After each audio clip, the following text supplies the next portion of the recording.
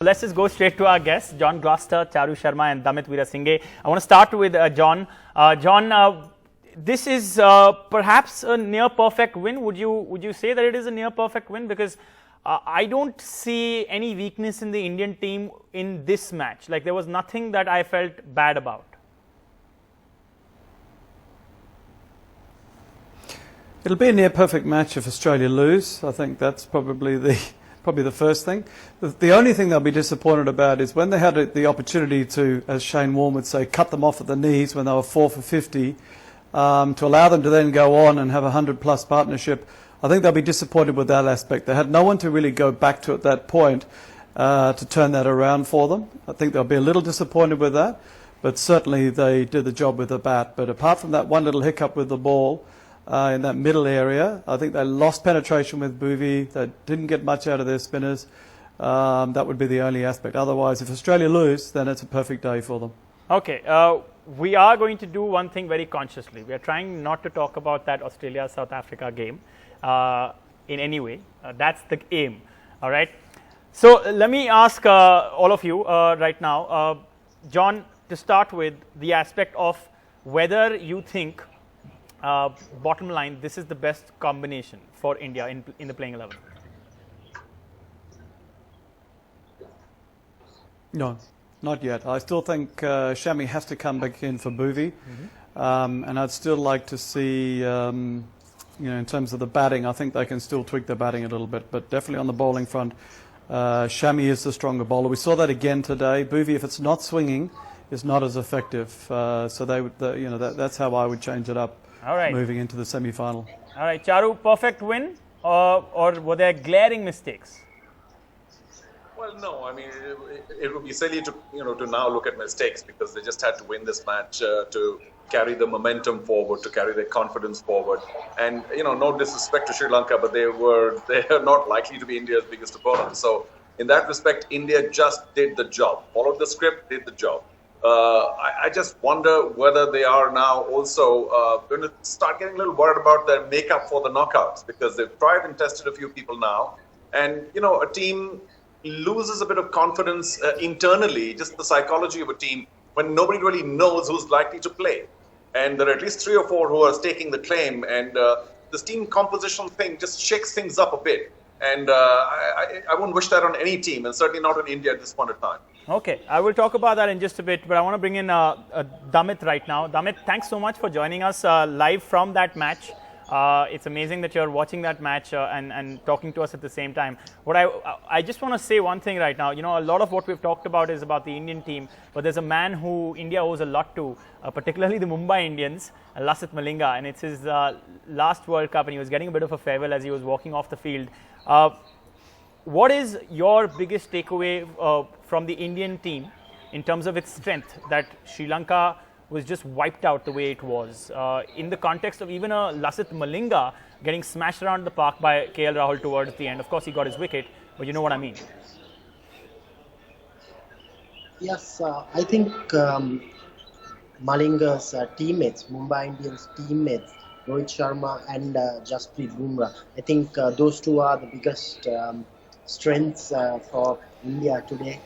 Bumrah with the ball was brilliant, and so was Rohit Sharma. I think Sharma absolutely was in prime touch, and sadly for Malinga, he had a bitter end to his 50-over career in World Cups.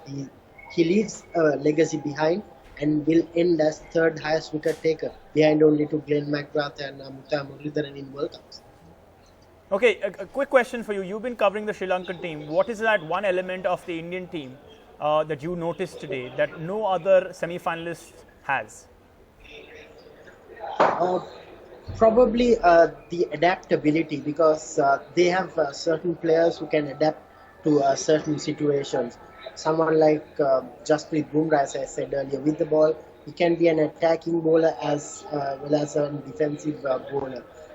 It's the same with Rohit Sharma, KL Rahul. KL Rahul, we also started off at number 4, and now he's moved in to the opening slot, and he's doing so well. So I think adaptability is one of the biggest strengths for India, part of the other semi-finals. Okay, let's talk about the main man. Let's talk about the hitman, because I don't know what to say. He is phenomenal. He is currently, with 2 matches still to go potentially, if India goes through the semi-final to the final, in line to break Sachin Tendulkar's record of 673 runs at a World Cup, the most ever by a man. But he's already broken the record of most centuries at a World Cup. He's got 5. Rohit Sharma has scored his 3rd in a row already.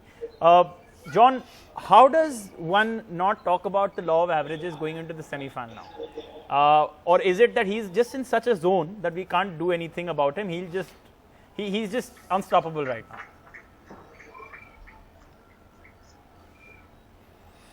Look, I think he was very lucky in the fact that you've got to take advantage of situations, and I think he took advantage of the situation today in that you would probably safely say that this wasn't the strongest bowling attack. And if there was one attack that you wanted to ensure that you kept your form in, running into a semi-final, this would be the attack.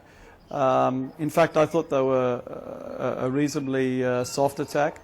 Unfortunately, if you look around the field, and in 2019 and in a World Cup, I'm not sure you can have 2 or 3 of your key players in the physical shape that they are. I mean, you look at Pereira, you look at even Angelo Matthews, the captain himself, and Lasith Malinga. I mean, these guys are not great physical specimens, and I'm sure that if I was an opening batsman like Rohit Sharma in the form that I've been in, I'd be licking my lips if I saw those guys on the field. I'd be taking advantage of that and ensuring that I'm going into a semi-final scoring another 100, which is exactly what he did. But, I'm taking nothing away from the performance. But this guy will just go out into the next match against whoever it is, and he'll do exactly the same thing again. And I'm sure he's got another one under the belt. Oh my God, you're sure about that? That's great news. Charu, for me, in the top 5 moments, I didn't put Rohit Sharma as the #1 moment. I put KL Rahul because I was nervous as a fan, as a cricket follower, that he was somebody who was being cautious. And now he's going to carry the confidence of this first World Cup century into the semis. How big is that for you? Well, Johnny, I tend to agree with you because I think it's very important for India. Well, we know Rohit's playing very well, and he might have exploited his luck, as it were, because there were missed catches earlier on when he, in at least, I think 3 of the hundreds, he was dropped when he was, 10, 15, 20. But he rode his luck, and that's fine. And he's, of course, a terrific batsman. But, for Rahul, I completely agree because, once Shikhar Dhawan went and Rahul came in, it was very important for Rahul to carry on just about every match. And he did so. Now, you might say, what's in 100? Because, in cricket, we pay too much attention to statistics. Even if you got a good 60, good 70, that's good enough for me.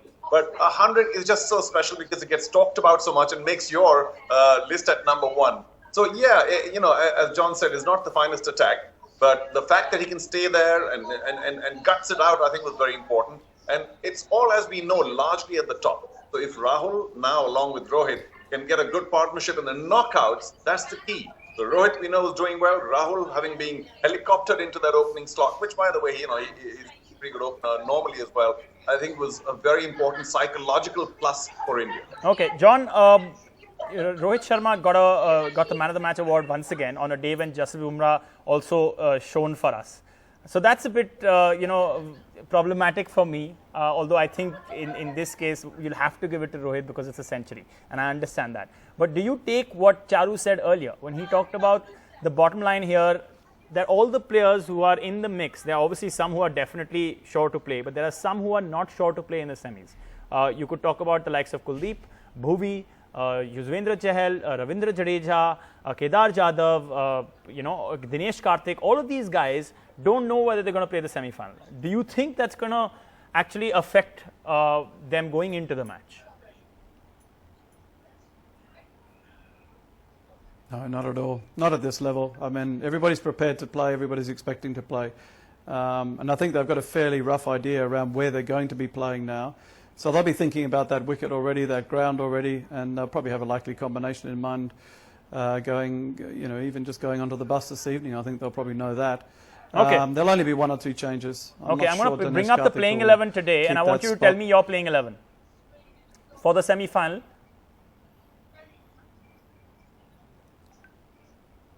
For me, it'll be exactly the same, except Shami comes in for Bhuvi, I think, and they may want to put Kuldeep instead of, Jadev Yadav instead of Dinesh Karthik. That'd be the only two changes for me. Okay, Charu, for you? Yeah, this is a tough one, but I think Jadeja probably merits a place in this squad.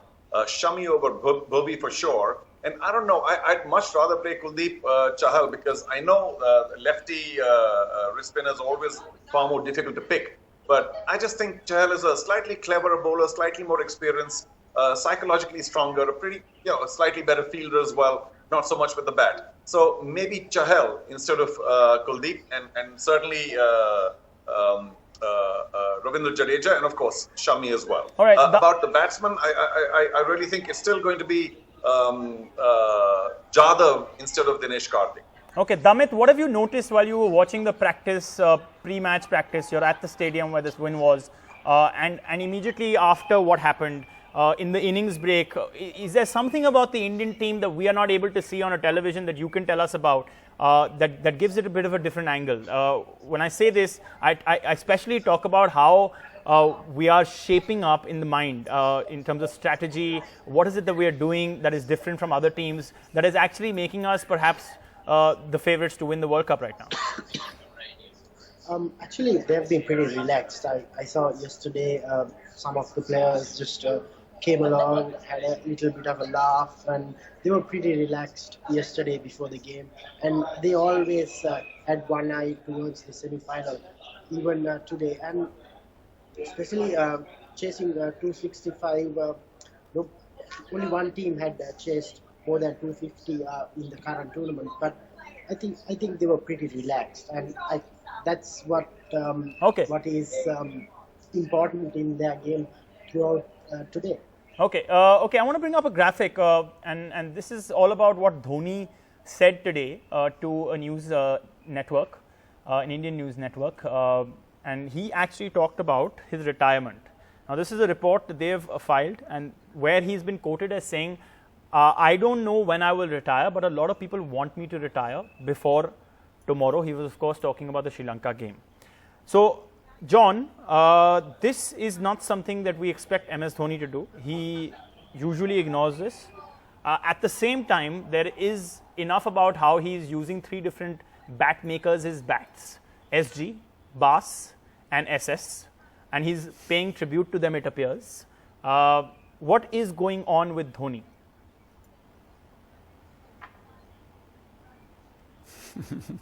I'm not sure MS has done anything by the script really, so it could happen, and that's the thing. I mean, if people are expecting it to happen, then it probably won't.